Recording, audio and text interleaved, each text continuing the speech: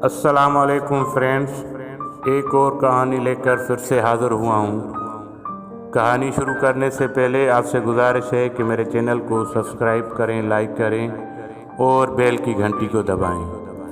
तो फ्रेंड्स, चलते हैं कहानी की तरफ। एक लड़के को अपने मोहल्ले के इमाम की बीवी से बेइंतहा मोहब्बत हो गई। लड़के ने अपनी इस मोहब्बत का ज़िक्र अपने एक दोस्त से किया। उसने अपने दोस्त से कहा, मुझे इमाम साहब की बीवी से बेइंतहा मोहब्बत है और मैं चाहता हूँ कि इस मामले में तुम मेरी मदद करो। उसके दोस्त ने हाँ कह दी। उस लड़के ने कहा, मैं इमाम साहब की बीवी से मिलना चाहता हूँ, लेकिन मसला ये है कि इमाम साहब नमाज पढ़ाकर जल्दी घर आ जाते हैं और मुझे मिलने का बिल्कुल भी वक्त नहीं मिलता। तुम ऐसा करो, कल से नमाज़ें पढ़ना शुरू करो और इमाम साहब को अपने अजीब अजीब मसलों में उलझा कर रखो ताकि वो तुम्हारे मसलों का जवाब देते देते घर से लेट हो जाए और उसी दौरान मुझे उनकी बीवी से मुलाकात के लिए खूब वक्त मिल जाएगा। उसके दोस्त ने कहा, ये तो कोई मसला नहीं। उससे अगले दिन वो लड़का नमाज पढ़ने के लिए चला गया।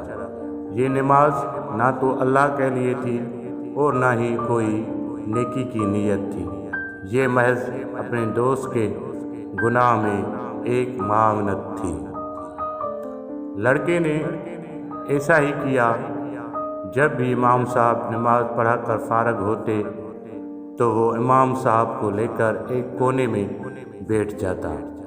इमाम साहब से अजीब अजीब सवाल करता और इमाम साहब उसके अजीब अजीब सवालों का जवाब देते देते लेट हो जाते।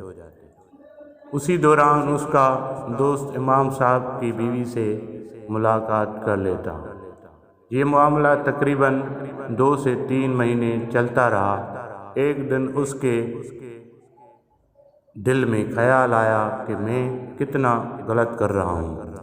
इमाम साहब की बीवी के लिए मैंने क्या क्या नहीं किया। मेरा दोस्त खुश हो जाए, लेकिन ये तो गुनाह है जिसका मुझे कल को हिसाब देना है। दुनिया मुकाफात अमल है, हो सकता है कल को ये मेरे साथ भी हो जाए। उसके दिल में तरह तरह के ख्याल आना शुरू हो गए।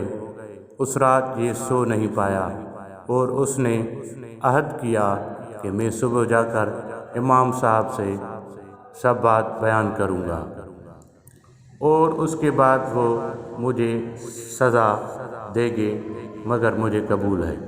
अगले दिन लड़के ने जाकर इमाम साहब को सब माजरा बयान कर दिया। इमाम साहब ने उसकी बात सुनी और मुस्कुरा कर कहा, अरे नादान, ना तो मेरी कोई बीवी है और ना ही मेरी कोई बहन। तुम्हारा दोस्त किसकी बीवी को मिलने जाता है? एक दिन उसने अपने दोस्त का पीछा किया। उसने देखा कि उसका दोस्त उसके घर में दाखिल हुआ और उसकी बीवी के साथ मुलाकात करता रहा।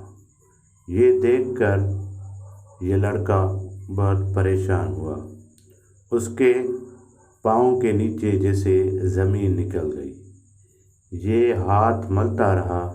वाकई दुनिया मकाफात अमल है। जो किसी के लिए खड्डा खोदेगा वो उसमें खुद ही गिरेगा। अल्लाह ताला फरमाते हैं, गुनाह में किसी का साथ मत दो और नेकी में बढ़ चढ़कर एक दूसरे का साथ दो। और अच्छा दोस्त वही है जो किसी को गुनाह से रोके और उसको अल्लाह की तरफ मुतवज्जा करे। تو فرینڈس کہانی کیسی لگی، کہانی کے بارے میں کمنٹس میں ضرور بتائیں۔